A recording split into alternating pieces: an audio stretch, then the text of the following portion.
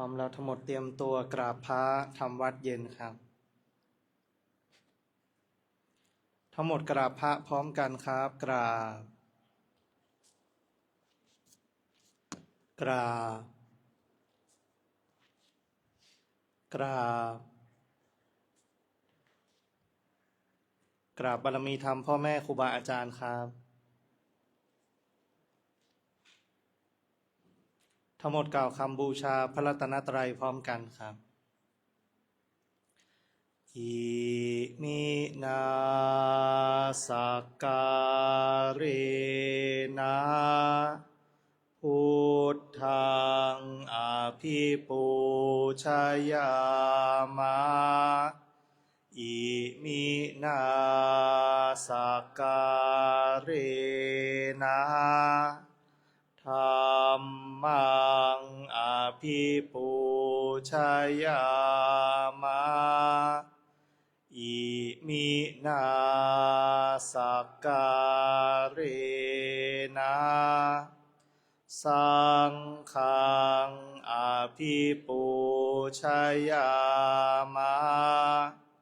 อะระหังสัมมาสัมพุทโธ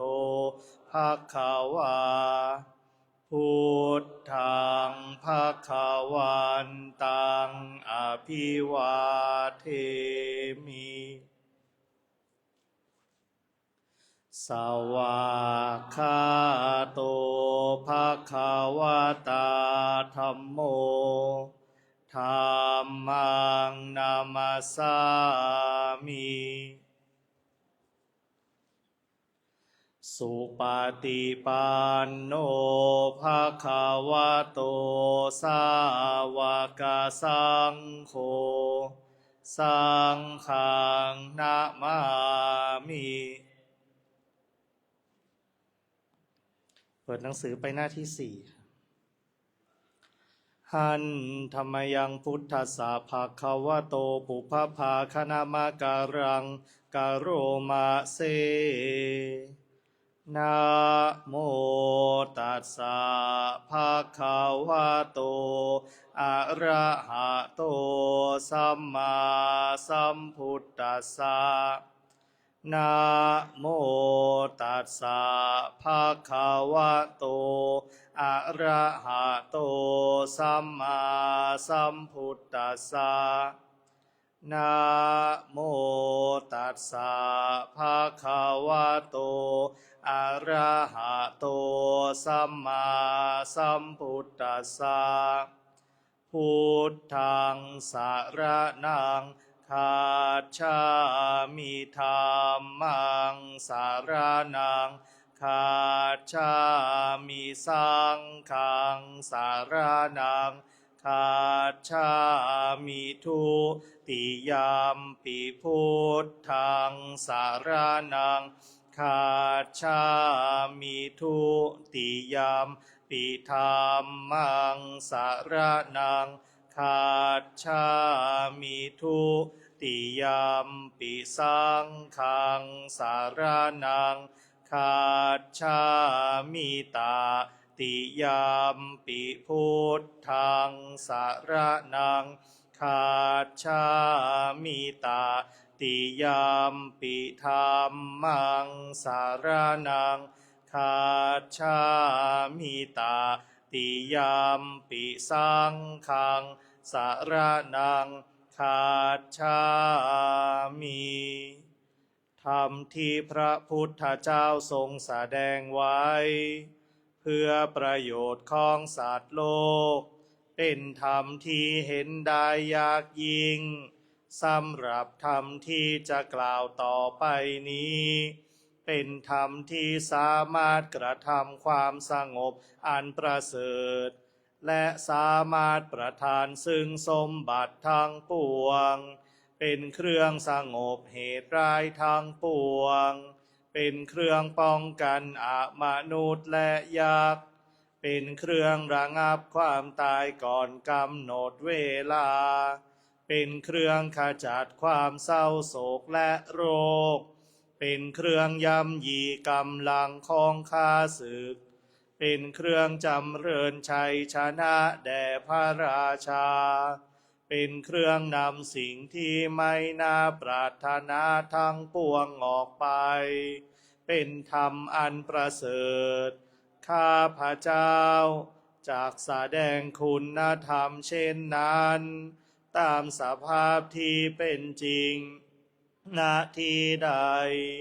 มีผู้กล่าวว่าจะสรรเสริญพระคุณอันประเสริฐของพระรัตนตรัยด้วยจิตที่เลื่อมใสณที่นั้นความสุขความสบายและความสวัสดีย่อมมีแก่ผู้นั้นตลอดกาลทุกเมื่อเปิดหนังสือไปหน้าที่8ครับ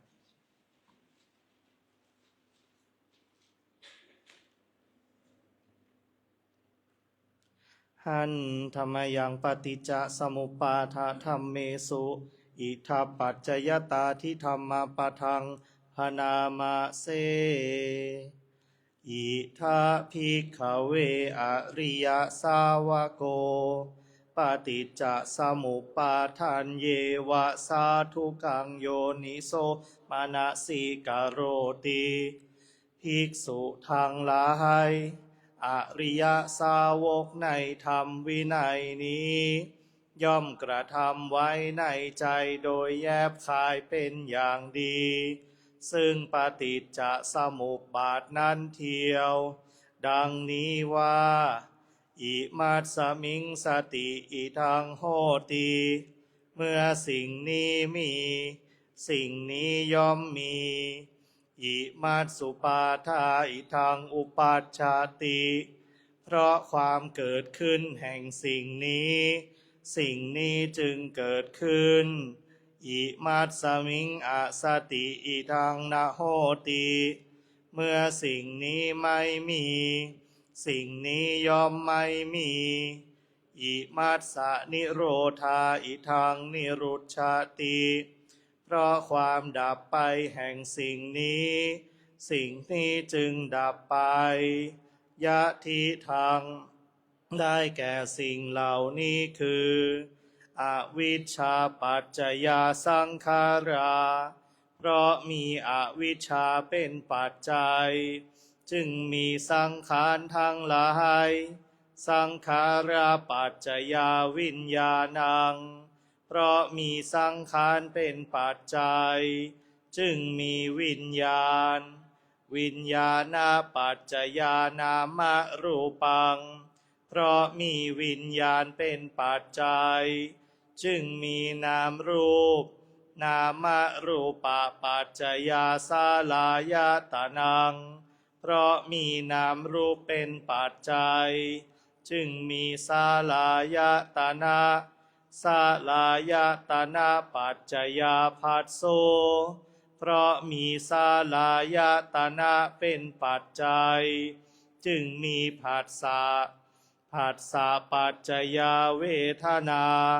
เพราะมีผัสสะเป็นปัจจัยจึงมีเวทนา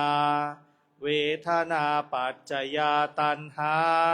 เพราะมีเวทนาเป็นปัจจัยจึงมีตัณหาตัณหาปัจจยาอุปาทานังเพราะมีตัณหาเป็นปัจจัยจึงมีอุปาทานอุปาทานาปัจจยาภโวเพราะมีอุปาทานเป็นปัจจัยจึงมีภพภาวะปัจจยาชาติเพราะมีภพเป็นปัจจัยจึงมีชาติชาติปัจจยาชรามรณังโสกะปริเทวะทุกขโทมนัสสุปายาสาสัมภวันติเพราะมีชาติเป็นปัจจัยชรามรณะโสกะปริเทวะทุกขโทมนัสอุปายาสะทางหลายจึงเกิดขึ้นครบถ้วน เอวะเมตัสสะเกวลัสสะทุกขขันธัสสะสมุทัยโยโหติความเกิดขึ้นพร้อมแห่งกองทุกข์ทั้งสิ้นนี้ย่อมมีด้วยอาการอย่างนี้อวิชชายาตเววะอาเสสะวิราคะนิโรธาสังขาระนิโรโท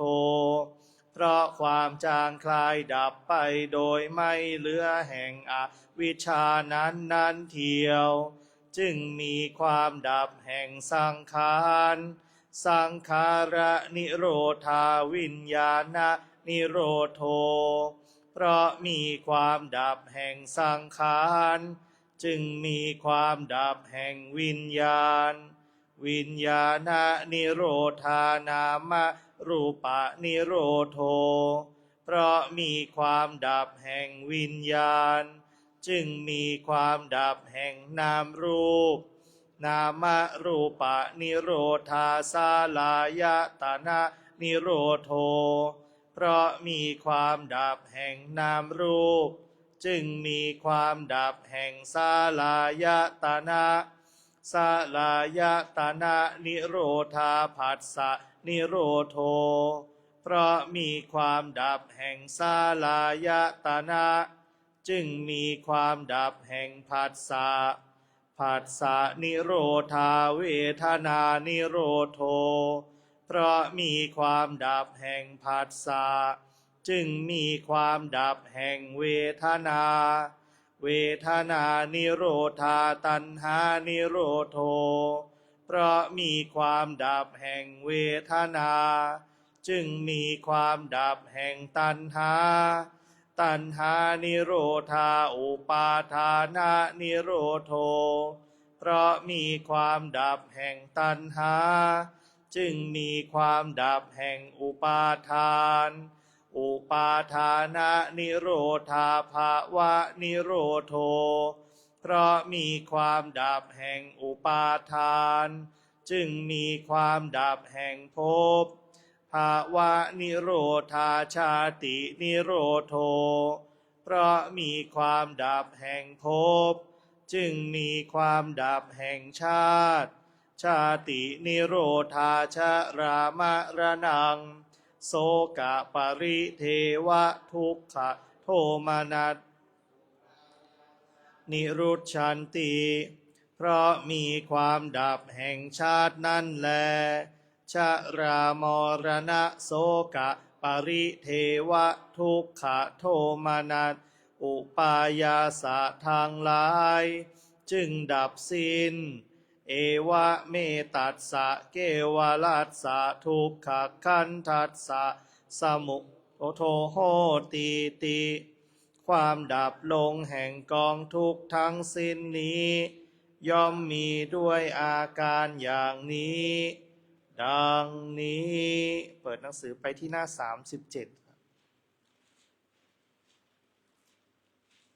หนังสือข้างหลังมีนะหันธรรมยังมหาสติปัฏฐานธรรมปทังพนามาเสข้าพระเจ้าได้สดับมาอย่างนี้สมัยหนึ่งพระผู้มีพระภาคประทับอยู่ในกุรุชนบทมีนิคมของชาวกุรุชื่อว่ากัมมาสธรรมะนาทีนั้นพระผู้มีพระภาคตรัสเรียกภิกษุทั้งหลายว่าดูกระภิกษุทั้งหลายภิกษุเหล่านั้นทูลรับพระผู้มีพระภาคว่าพระพุทธเจ้าข้าพระผู้มีพระภาคได้ตรัสพระพุทธภาษิตนี้ว่าดูกระภิกษุทั้งหลายหนทางนี้เป็นที่ไปอันเอกเพื่อความบริสุทธิ์ของเหล่าสัตว์เพื่อล่วงความโศกและปริเทวะเพื่อความดับสูญแห่งทุกข์และโทมนัสเพื่อบรรลุธรรมที่ถูกต้องเ พื่อทำให้แจ้งซึ่งพระนิพพานหนทางนี้คือสติปัฏฐาน4 ประการเป็นไฉนดูกระภิกษุทั้งหลายภิกษุในธรรมวินัยนี้พิจารณาเห็นกายในกายอยู่มีความเพียรมีสัมปชัญญะมีสติกำจัดอภิชฌาและโทมนัสในโลกเสียได้1พิจารณาเห็นเวทนาในเวทนาอยู่มีความเพียรมีสัมปชัญญะมีสติกำจัดอภิชฌาและโทมนัสในโลกเสียได้1พิจารณาเห็นจิตในจิตอยู่มีความเพียรมีสัมปชัญญะมีสติกำจัดอภิชฌาและโทมนัสในโลกเสียได้1พิจารณาเห็นธรรมในธรรมอยู่มีความเพียรมีสัมปชัญญะมีสติกำจัดอภิชฌาและโทมนัสในโลกเสียได้1ดูกระภิกษุทั้งหลายภิกษุพิจารณาเห็นกายในกายอยู่อย่างไรเล่าภิกษุในธรรมวินัยนี้ไปสู่ป่าก็ดีไปสู่โคนไม้ก็ดีไปสู่เรือนว่างก็ดีนั่งคูบัลลังก์ตั้งกายตรงดำรงสติไว้เฉพาะหน้าเธอมีสติหายใจออกมีสติหายใจเข้าเมื่อหายใจออกยาวก็รู้ชัดว่าเราหายใจออกยาวเมื่อหายใจเข้ายาวก็รู้ชัดว่าเราหายใจเข้ายาวเมื่อหายใจออกสั้นก็รู้ชัดว่าเราหายใจออกสั้นเมื่อหายใจเข้าสั้นก็รู้ชัดว่าเราหายใจเข้าสั้นย่อมสำเนียกว่าเราจักเป็นผู้กำหนดรู้ตลอดกองลมหายใจทั้งปวงหายใจออกย่อมสำเนียกว่าเราจักเป็นผู้กำหนดรู้ตลอดกองลมหายใจทั้งปวงหายใจเข้าย่อมสำเนียกว่าเราจักระงับกายสังขารหายใจออกย่อมสำเนียกว่าเราจักระงับกายสังขารหายใจเข้าดูกระภิกษุทั้งหลายนายช่างกลึงหรือลูกมือของนายช่างกลึงผู้ขยันเมื่อชักเชือกกลึงยาวก็รู้ชัดว่าเราชักยาวเมื่อชักเชือกกลึงสั้นก็รู้ชัดว่าเราชักสั้นแม้ชั้นใดภิกษุก็ชั้นนั้นเหมือนกันเมื่อหายใจออกยาวก็รู้ชัดว่าเราหายใจออกยาวเมื่อหายใจเข้ายาวก็รู้ชัดว่าเราหายใจเข้ายาวเมื่อหายใจออกสั้นก็รู้ชัดว่าเราหายใจออกสั้นเมื่อหายใจเข้าสั้นก็รู้ชัดว่าเราหายใจเข้าสั้นย่อมสำเนียกว่าเราจักเป็นผู้กำหนดรู้ตลอดกองลมหายใจทั้งปวงหายใจออกย่อมสำเนียกว่าเราจักเป็นผู้กำหนดรู้ตลอดกองลมหายใจทั้งปวงหายใจเข้าย่อมสำเนียกว่าเราจักระงับกายสังขาร หายใจออกย่อมซ้ำเนียกว่าเราจักระงับกายสังขารหายใจเข้าดังพันนามาชนี้ภิกษุย่อมพิจารณาเห็นกายในกายภายในบ้างพิจารณาเห็นกายในกายภายนอกบ้างพิจารณาเห็นกายในกายทั้งภายในทั้งภายนอกบ้างพิจารณาเห็นธรรมคือความเกิดขึ้นในกายบ้างพิจารณาเห็นธรรม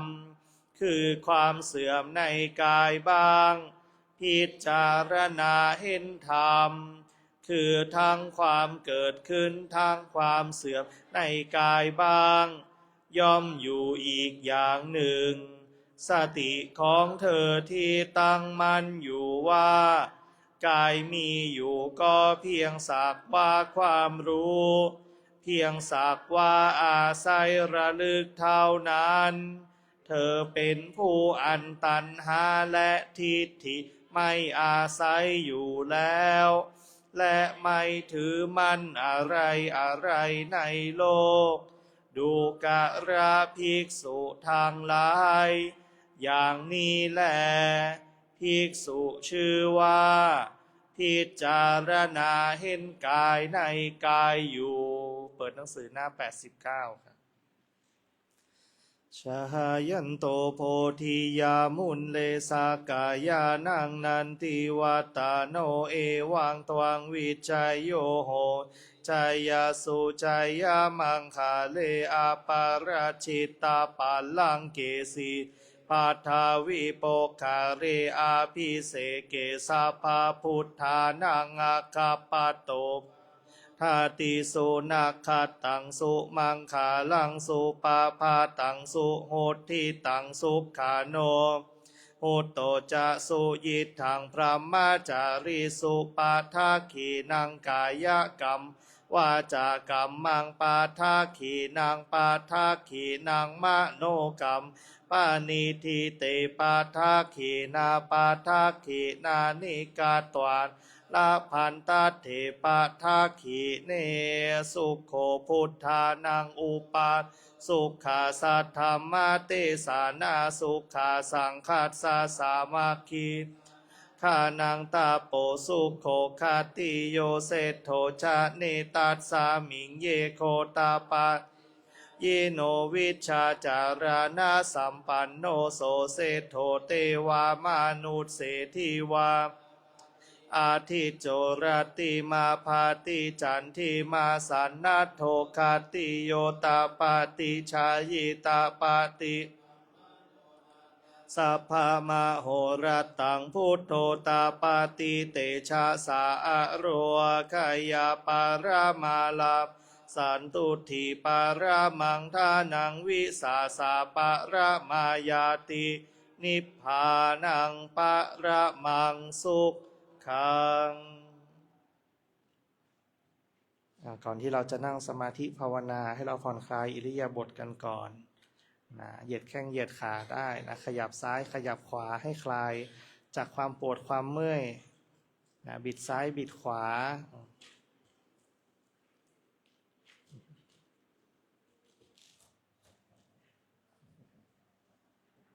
เนี่ยโอ้ยยังไม่ถึงครึ่งชั่วโมงเลยนั่นเนี่ยเห็นไหม20 นาทีเองเป็นไงจากนั้นให้เรานั่งขัดสมาธิตั้งกายตรงนะดำรงสติไว้เฉพาะหน้านะดำรงสติไว้เฉพาะหน้าคือมีความระลึกรู้ตัวนะนั่งอยู่ก็รู้ว่านั่งอยู่หายใจเข้าก็รู้ว่าหายใจเข้าหายใจออกก็รู้ว่าหายใจออกนะจากนั้นให้เราพนมมือไว้ระดับอกพนมมือไว้ระดับอกเดี๋ยวเราจะอธิษฐานรับพระกรรมฐานพร้อมกันครับข้าพระเจ้าขอตั้งจิตอธิษฐานด้วยสัจจะวาจาว่าข้าพระเจ้าจะเป็นผู้มีสติมีสัมปชัญญะ โดยกระทำไว้ในใจว่าข้าพเจ้าจะทำความรู้สึกตัวในขณะหายใจเข้ายาวในขณะหายใจออกยาวในขณะหายใจเข้าสั้นในขณะหายใจออกสั้นข้าพเจ้าจะอดทนอดกลั้นไม่หลงในความพอใจไม่ปฏิเสธความไม่พอใจจะระงับความอยากมีความอยากเป็นความไม่อยากมี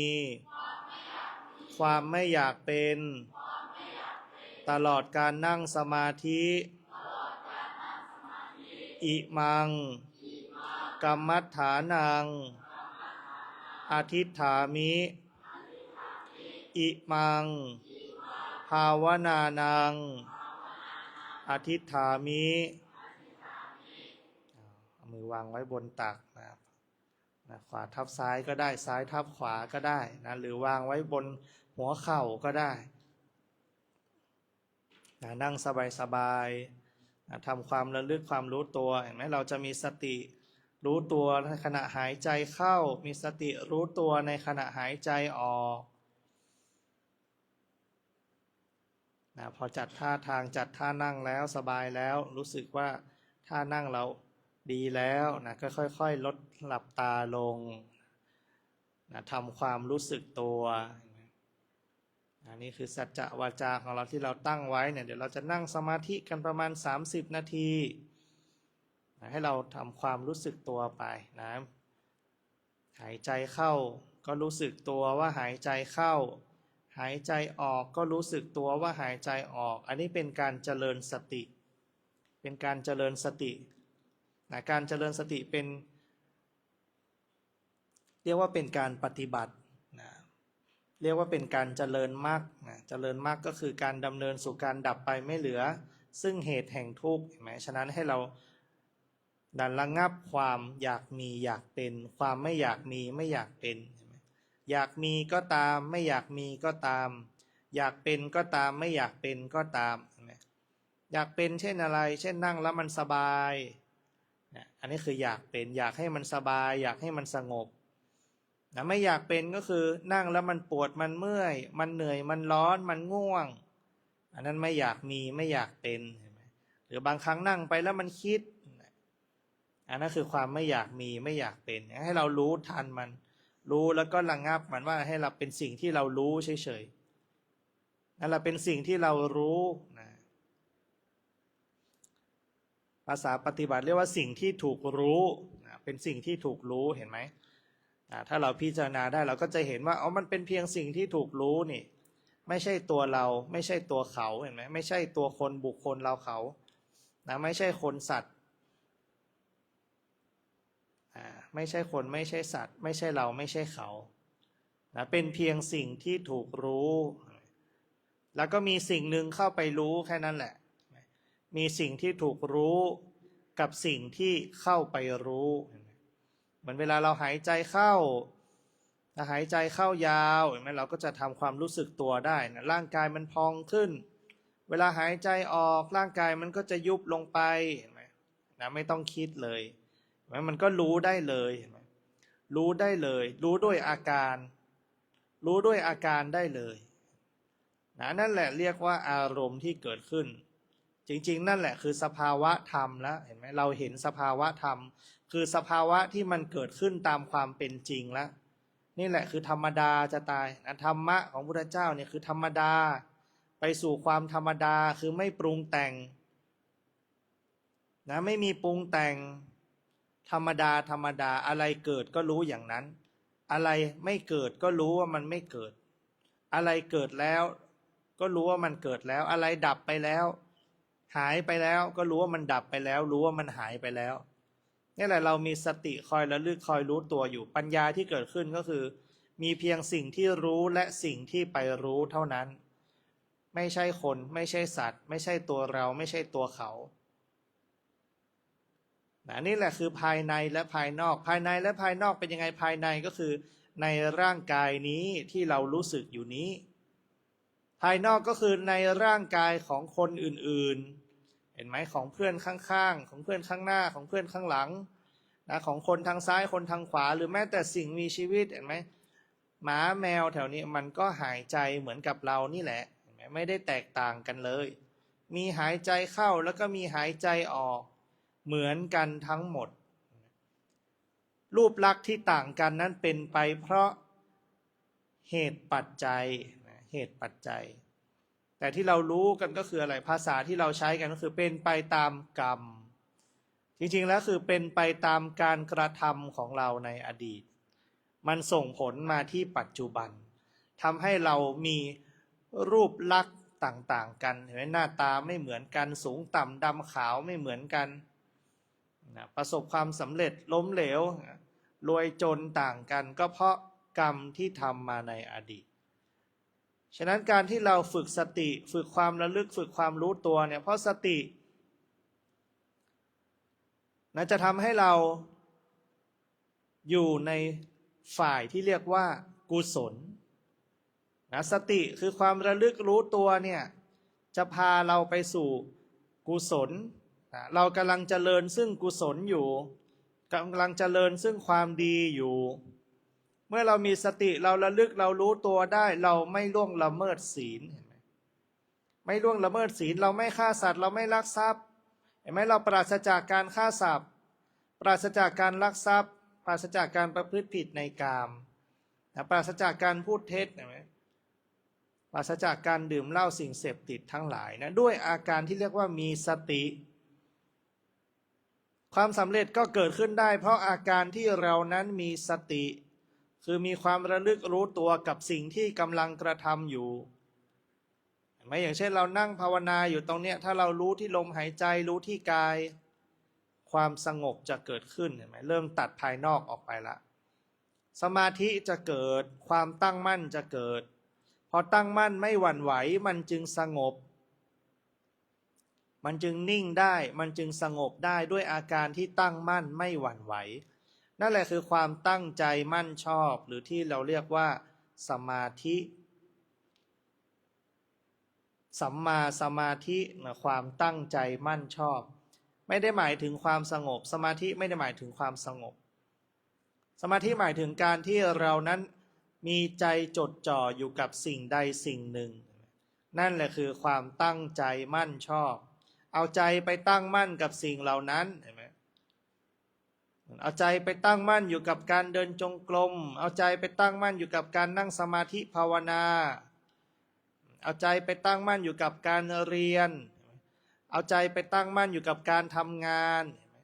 การกวาดบ้านถูบ้านกวาดวัดถูวัดเหมือนกันเห็นไหมมีใจตั้งมั่นตาก็ดูไปแล้วตรงไหนยังไม่สะอาดตรงไหนยังมีเศษใบไม้อยู่เห็นไหมเราก็กวาดตรงนั้นเห็นไหมความตั้งมั่นก็เกิดนั่นแหละก็เป็นสมาธิอย่างหนึ่งเห็นไหมหรือขณะที่เราแปรงฟันเห็นไหมแปรงฟันก็เหมือนกันเป็นสมาธิได้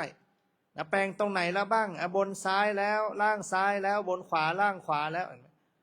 เราก็ระลึกได้ว่าตรงไหนที่เรายังไม่ได้แปรงเหมือนเวลาอาบน้ำตรงไหนที่ยังไม่ได้ถูสบู่ยังไม่ได้ขัดเห็นไหมแล้วเราก็มีสติระลึกรู้ได้นั่นแหละคือสติ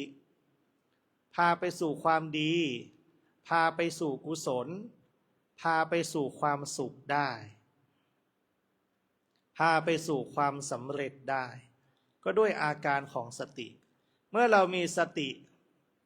มีความระลึกมีความรู้ตัวมีสมาธิมีความตั้งใจมั่นชอบแล้วทางที่ไปของผู้มีสติมีสมาธิแม้จะไม่ถึงการหลุดพ้นแต่ก็ไปสู่สุขคติภพได้นะภพที่เป็นสุขสุขคติภพที่เป็นสุขเพราะเรากำลังเจริญอยู่ในความดีกำลังเจริญอยู่ในความเป็นกุศลผลของกุศลก็คือความสุขเห็นไหมนะจิตเป็นกุศลย่อมมีผลเป็นสุขแต่ถ้าจิตเป็นอกุศล ย่อมมีผลเป็นทุกข์ก็คือมีทุกขติเป็นที่ไปสู่ภพภูมิแห่งความทุกข์นั่นก็เพราะอาการที่เรานั้นขาดสติ หลงไปกับความโลภหลงไปกับความโกรธความคับข้องหมองใจความขุ่นเคืองใจหลงอันนั้นคือความลุ่มหลงเห็นไหมหลงยินดีพอใจนะกับความโลภความโกรธนั่นแหละโลภะโทสะโมหะครบเลยโลภโกรธหลงนั่นแหละมันจึงนำพาจิตดวงนั้นไปสู่ทุกขตินะแม้ในปัจจุบันเห็นไหมเรายังไม่ได้ตายจากร่างกายนี้เลยร่างกายนี้ยังทำงานอยู่เรายังใช้ร่างกายนี้อยู่แต่เมื่อไหร่ก็ตามที่เราใช้ร่างกายนี้ด้วยอารมณ์ที่เรียกว่าความโลภความโกรธความหลงท้ายที่สุดมันนำความทุกข์ความไม่สบายกายความไม่สบายใจมาสู่เราแต่ถ้าเมื่อไหร่ก็ตามที่เรามีสติใช้ร่างกายนี้ในความเป็นกุศลมีสติใช้ร่างกายนี้อยู่ในกรอบของศีลอยู่ในกรอบของศีลห้าศีลของความเป็นมนุษย์ศีลของคฤหัสถ์ทั่วไปไหมหรือแม้แต่กระทั่งพระแม่ชีก็ตามเห็นไหมเริ่มต้นที่ศีลห้านี่แหละถ้าเรามีสติคอยระลึกคอยรู้ตัวในการกระทำว่าเราจะไม่ล่วงละเมิดสิกขาบทหรือศีลทั้ง5ข้อนี้เราจะมีความประพฤติทางกายที่เป็นสุจริตไม่ฆ่าสัตว์ไม่ลักทรัพย์ไม่ประพฤติผิดในกาม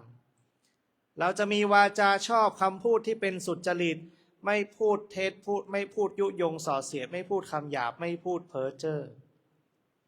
เราจะมีความคิดหรือมโนที่เป็นสุจริตนะคือไม่พยาบาทเบียดเบียนเขาไม่โลภอยากได้ของเขาประพฤติปฏิบัติตามคันลองคองธรรมผลที่จะได้รับก็คือความสุขสงบฉะนั้นนี่แหละเป็นทางที่ไปดูซิเราจะไปทางไหน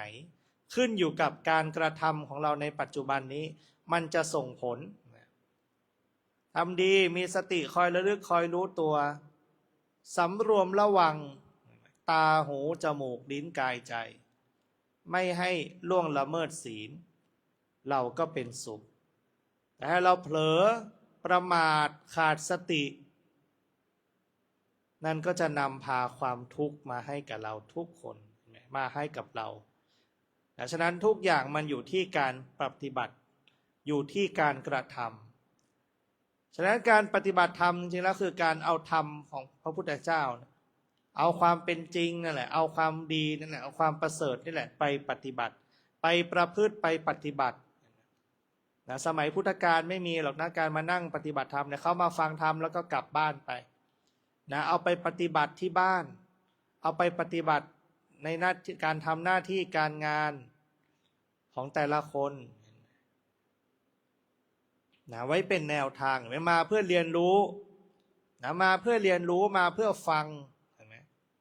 แล้วนำไปปฏิบัติฟังเสร็จก็คิดไข้ควรแล้วนำไปปฏิบัติ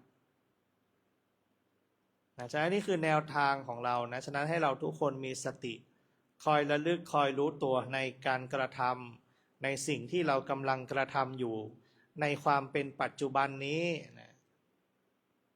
ในขณะที่เราปฏิบัติอยู่นี้แม้เจริญภาวนาก็ให้รู้ในปัจจุบันนั่งอยู่ให้รู้หายใจเข้าให้รู้หายใจออกให้รู้สบายก็ให้รู้ลำบากก็ให้รู้ปวดก็ให้รู้เมื่อยก็ให้รู้ตามความเป็นจริงในช่วงเวลานี้จะให้เราได้เจริญสมาธิภาวนาให้พอสมควรแก่เวลา